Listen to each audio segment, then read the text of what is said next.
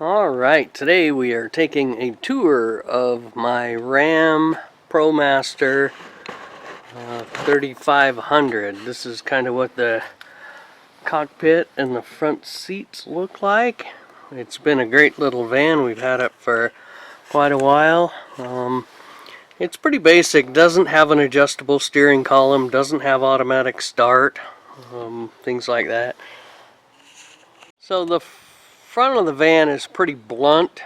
You get into the engine there's not a whole lot of room to work on it. And once again, we have upgraded the tires to these BFG ATs 245/75 R16.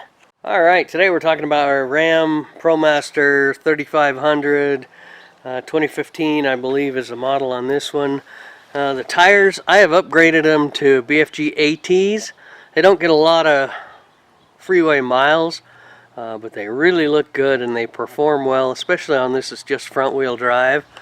But the type tire that we need are a 245/75 R16. So once again, type of tires you need for a Ram Promaster 3500 are LT 245/75 16. That's about the biggest tire you can put on here. And as a caveat, I think I have extra aftermarket rims, and they might be a little larger than stock, so don't quote me on that as far as stock goes. Alright, now if we continue our tour around the side of my custom van, I've got some running boards on here, and then this is the passenger door. But so my van also has the two bigger windows. It's not a commercial, just square box panel. We got two windows in there. This big old sliding door. Alright, so we're going to look inside my van. I got this big old sliding door. We have windows, nice windows in it. So this is a custom conversion, and it's the equivalent of like an airport shuttle. You can see how nice leatherette controls here. There's switches. There are LED lights throughout the whole cabin.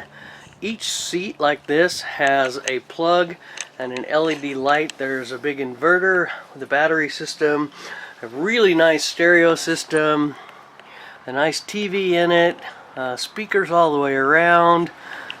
We put a screen in here for camping to keep the bugs out. What I describe as the overhead airline bins. I mean, they all open and do like that. I didn't know why I couldn't get that. But I have 1, 2, 3, 4, 5 bins down that side. 1, 2, 3, 4 down this side, which makes it really nice. I have 4 leather captain's chairs, which I can take in and out. I tend to take this front one in and out quite a bit, just based on camping, traveling, whatnot. And then in the back here, I have room for an additional third seat. But as you can see, these rails make a bed. So I have a bed that will come in and out fairly quickly and fairly easily. I've got these padded controls, cup holders, switches to the lights. You can turn these lights on and off. They'll turn off in a minute when the door closes. We've got a heating system underneath here. We've got some speakers.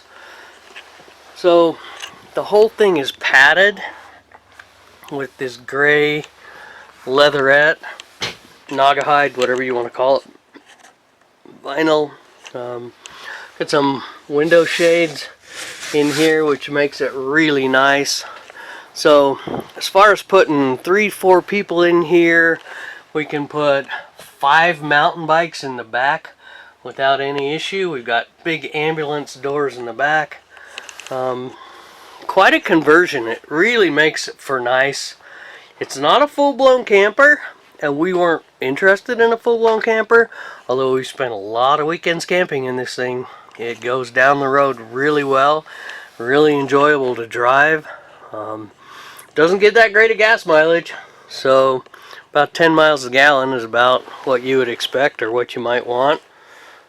which for a big rig like this is actually pretty nice. So if you guys have questions about it, please ask questions. I'm going to be putting this for sale soon. Alright, now we're keeping on with the tour of my Ram Promaster 3500.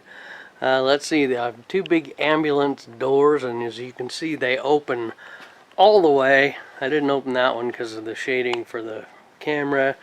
Got a nice big hitch down here so I can put 6 mountain bikes on a bike rack, or I can tow up to 5,000 pounds, I believe. I haven't really towed with this other than my enclosed trailer. We got room back here. Once again, we've got the bed rails. We have a electronics environment right here where we have a nice big 2,000 watt converter. We've got two 12-volt batteries in there. We've got a whole bunch of fuses and circuit breakers, and we have all of the electronics that run the electric chairs up there.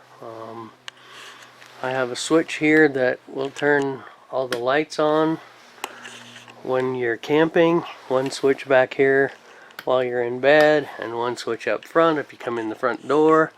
But other than that, the van itself is 21 feet long. The cargo compartment there is probably 16. And like I said, we put 5 mountain bikes in the back of this, and they're enclosed. They're all locked. They go underneath the bed, and we've driven Canada twice in it, which is amazing. Once we went through Canada and we got searched, we luckily got in the aisle where they were searching every car, and the agents opened the back and they looked in here and they're like, whoa! They did not expect to see 5 very expensive mountain bikes hidden in the back of this, but it works out great for traveling. No doubt about it. So it's basically been our bike caravan travel around. We camped in it. There's no bathroom, no sink, whatnot, but that's all really easy to accommodate with all the room we've got. So if you have questions, I appreciate that, and thanks for watching. Like, share, subscribe, tell your mom.